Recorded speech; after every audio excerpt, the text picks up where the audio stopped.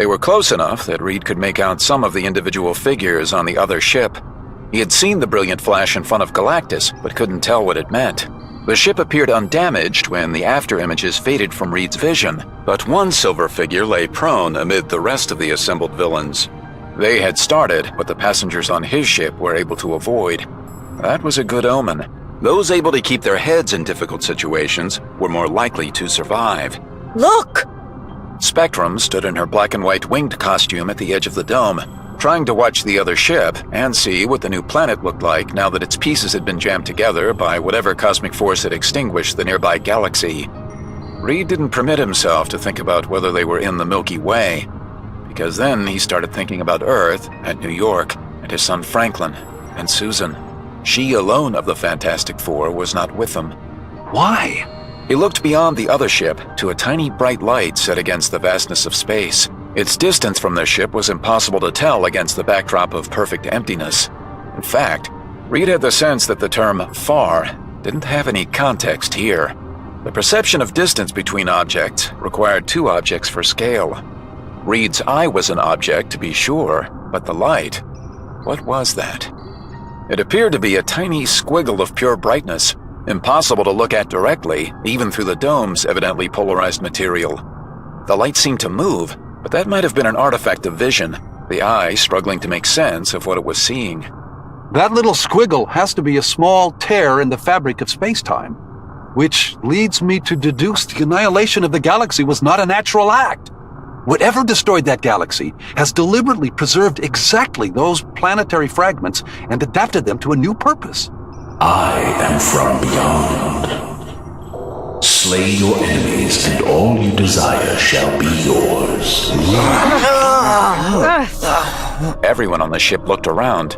Reed noticed that several members of the group immediately turned their attention to Magneto, who appeared to be listening hard and considering the situation much like Reed was. Slay your enemies. Seemingly clear, but in fact not so. Because what was meant by enemies? Those perceived to be enemies, or one's true enemies, no matter whether they were known as such? This was critical. Gnomic utterances, such as the one they were hearing now, depended on inscrutability for much of their impact. The group that understood the message's true meaning would stand a much greater chance of coming out of this in one piece, and avoiding unnecessary bloodshed.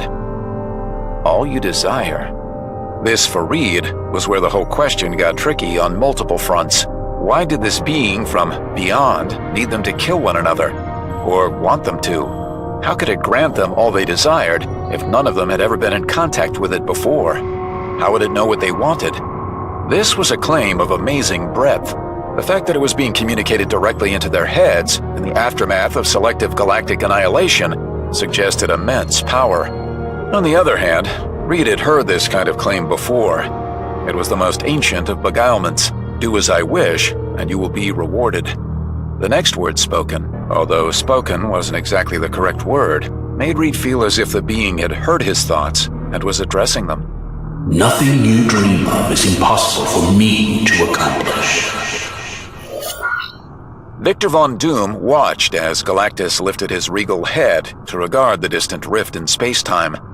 This was clearly the origin point of the message they had all heard. That voice isn't lying. Doom watched as Galactus left the floor of the dome chamber and flew toward the invisible barrier sealing out the vacuum of deep space. You, Beyonder. Doom knew instinctively that Galactus had correctly named the speaker of the message. The Beyonder, yes, from beyond. But what else did Galactus know? Here, Galactus, I sense that you are from beyond this universe. Beyond the multiverse, of which this universe is but a single facet. I sense the energies you wield. Galactus blasted through the force field that contained the ship's atmosphere, leaving a wash of prismatic energy that trailed after him as he hurtled away from the vessel into space. Doom saw his chance.